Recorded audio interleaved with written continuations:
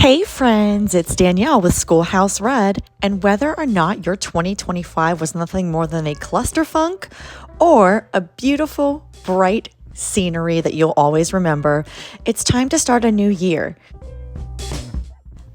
I've got some great ideas for how you can save time and money in 2026. So grab your planner, and if you have a planner buddy, grab them and let's get started.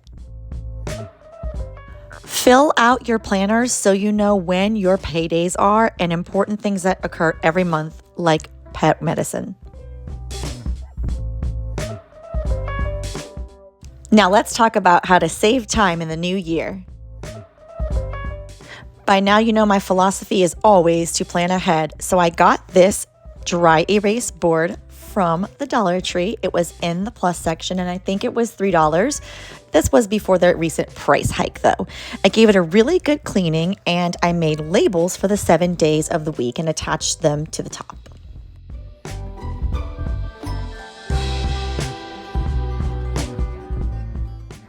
Did you know that by failing to plan, you are planning to fail? So make sure you always think and plan ahead.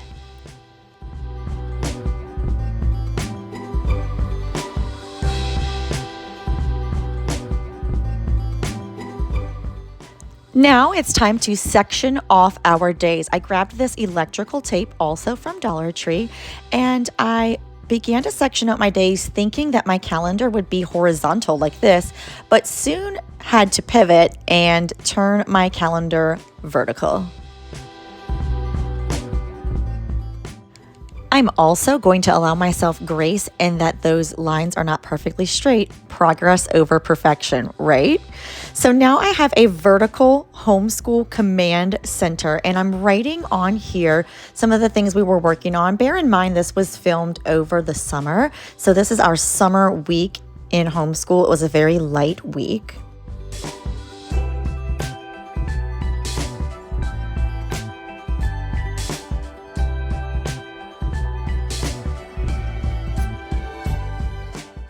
Here is a quick glance of what we were doing each day, and I include appointments and field trips on here. Now it's time to get our chore chart system done. So again, taking a baking pan from Dollar Tree and some of their magnetic little circles, I labeled each one of each color 1 through 6, and I assigned a color to each person in our family. Then I made a corresponding color-coded chore chart and cut it out to fit the dimensions of the little baking pan and attached it with some plain Scotch tape. I mean, we are busy people, y'all. I just needed to get this up and functioning. I can come back around and perfect it much later.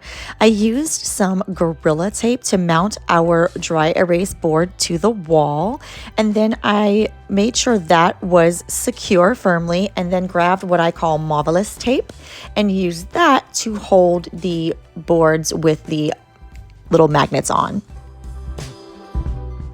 Can you guess where that magnetic marker caddy came from? I bet you can. And here is my chore chart and my command center. Now this can be used for any type of system you have as long as you color code it, and then give a family meeting and break it down to show how the system functions.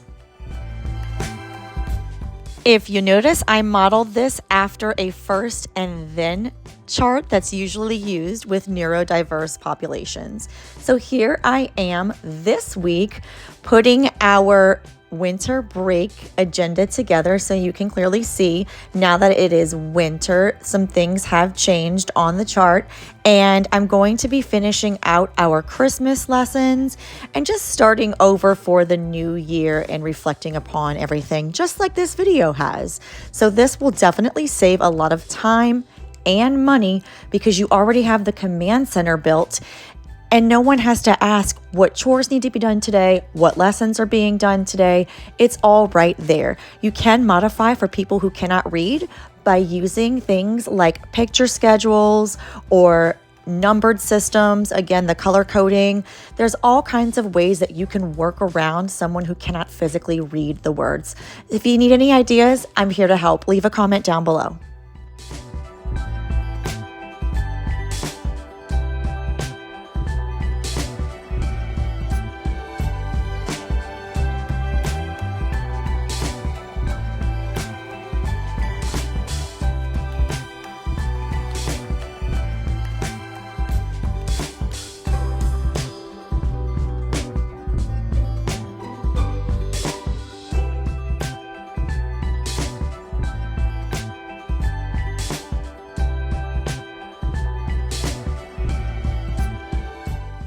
This simple chart has truly transformed the way we communicate as a family in regards to homeschooling and housekeeping responsibilities. Something that I intend to incorporate very soon is my meal planning. Here it is, this week at a glance. Now let's focus on how to save some money in 2026. Years back, I used a modified cash envelope system. And yes, I created these envelopes. I can try and find the kit, but I think it's on a different computer. And what we did was we put aside cash in each of the envelopes, and we had a allotted amount of money that we would spend for each category each month. One thing that I noticed we were spending a lot of money on were consumables. And I'm talking about things like laundry detergent. So here's how I combated that problem. I can make my own, which honestly runs me about the same amount of money. But if you get this size at the Dollar Tree, it says it does 6 loads of laundry. I can do 6 loads of laundry in a week. That's 2 sets of sheets, thicker things like towels and blankets, and then a regular load with 2 to spare. So by allowing myself one of these a week, I spend $6 a month in laundry. Long term, it's probably not the best option. I definitely could make my own and keep it for longer than discarding these bottles, but it definitely has me reflect on the amount of product that I'm using and the amount of laundry that I'm doing. I mean, who wants to do more than 6 loads of laundry in a week anyway, right? Another thing is toilet paper. What is it about this stuff that we have to buy so much of it and go through it? Homie, don't play that. So when it comes to toilet paper, instead of continuously buying bigger, bulkier packs to make them last longer, I'm simply going to cut out the necessity and cut my expenditures by 1/3, simply by making one switch in one of the 3 bathrooms in our home. To this, I spent as much on this as I would a bulk pack of toilet paper. I'll report back once we've had a chance to use it. Real life situation here. We always keep a case of water in the back of both of our vehicles because we are not stopping for drinks. On the go, when you're out and about, if you're thirsty, guess what? We've got water in the back of the car. We're going to cut down so much on stopping for drinks. Here's another hack if you are always on the go. You can pre-make an entire loaf's worth of peanut butter and jelly sandwiches, individually bag them in Ziplocs, and freeze them for when you're ready. It is just like an Uncrustable, except there's crust on it. And in the long run, you spend less money. Saving even more money with our grocery bill, we're going to be very creative and try to pair things together with what we've got. Notice I've used hot dog buns in these examples for garlic bread. I'm going to show you how to make my famous baked ziti, and I'm going to do this by gathering the ingredients that I already have at home and then only going shopping for what I need, which is mostly the cold items.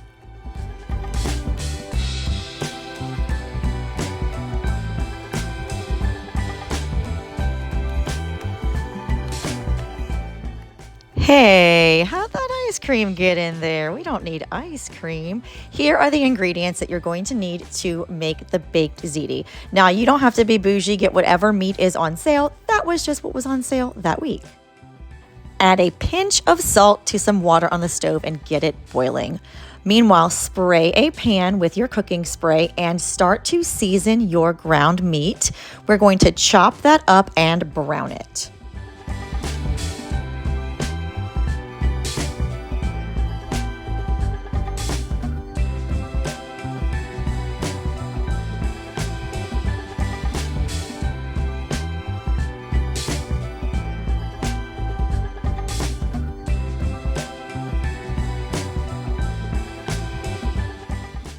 Then you're going to pour the contents of one 16-ounce or 1-pound bag or box of ziti pasta while simultaneously continuing to monitor your meat. You want to brown that and then check on your noodles. Do not let them stick to the pot. Stir occasionally. Prep your oven by preheating it to 350 degrees. Once your meat is nice and browned, you're going to get the spaghetti sauce of your choice and add the majority of the contents of the jar to your meat. You're going to want to save some at the bottom. I would say about 1/8 of a container.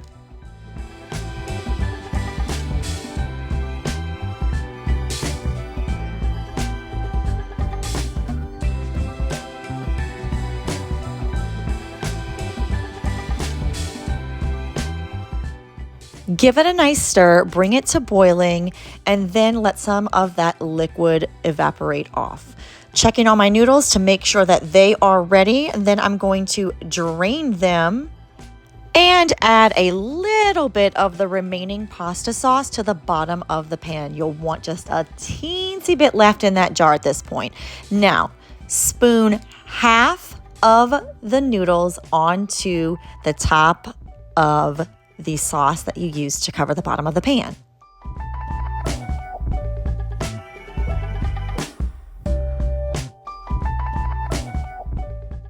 You'll want to spread this out as thinly as you can. Each bite is going to have a piece of the layers. This recipe is all about layering.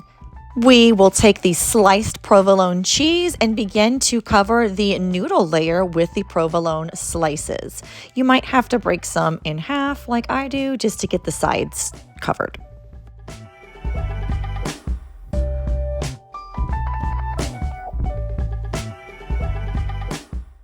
Next, we're going to use as much sour cream as we need to from a container. If you buy the small containers, you probably will end up using the whole thing, but if you buy one of the larger containers, you'll really only use about half. This part is weird. You're trying to spread the sour cream out across slices of cheese, so it's kind of weird. I guess that's the best way to describe the process, but you'll get the hang of it, and this layer is so important because we're not using eggs in this recipe because your girl is allergic to eggs. This sour cream is what is going to hold the bottom sections and adhere them to the top sections.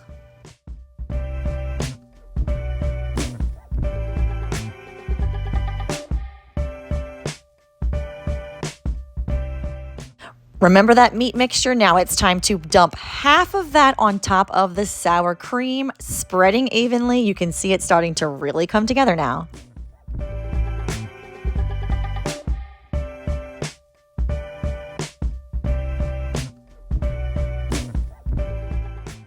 Remember, spread in thin and even layers.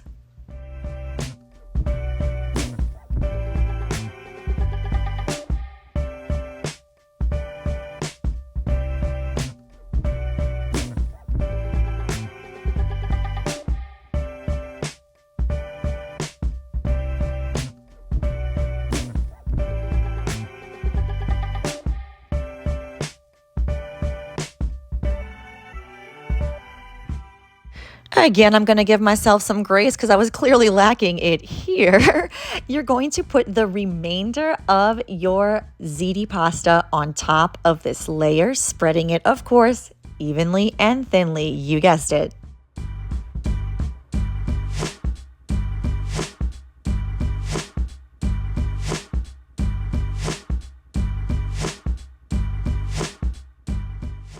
Then grab the other half of the remaining meat mixture and pour it right on top to create the next layer.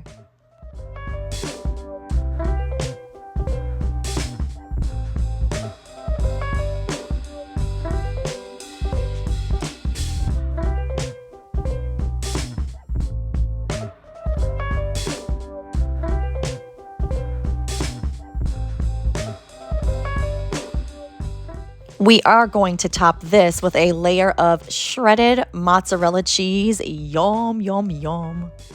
Once upon a time, I was lactose intolerant, so I have made this meal in a modified version to be dairy-free. I also was avoiding gluten, so I used gluten-free noodles. So I know those of you with allergies can totally relate and can totally accommodate. Whatever sauce is left in your jar, that is what we're going to use to top this all off. And the point of this is to add Parmesan cheese to the very tip top. We are going to make the top crust so bubbly and cheesy. Okay, so I actually added more mozzarella to the top. Like I said, cheesy.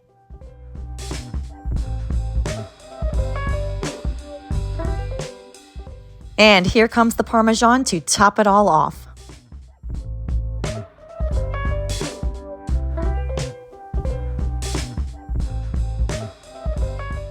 You're going to bake this in a 350-degree oven for 40 minutes. And while it's going, you can get your sides, such as your garlic bread or your salad. We again used what we had on hand. And voila, here she comes out of the oven. You can see the layers here. Each bite is totally worth it. And as the year 2025 comes to a close, we can say goodbye and keep our eyes forward, not be trash pandas, and march on to brighter and better tomorrows. At least that's what my hope is. I hope everyone stays happy, healthy, and finds their prosperity and peace in 2026. Stick around, guys. I've got plenty more ideas of how to save you time and money. But first, subscribe. Happy New Year.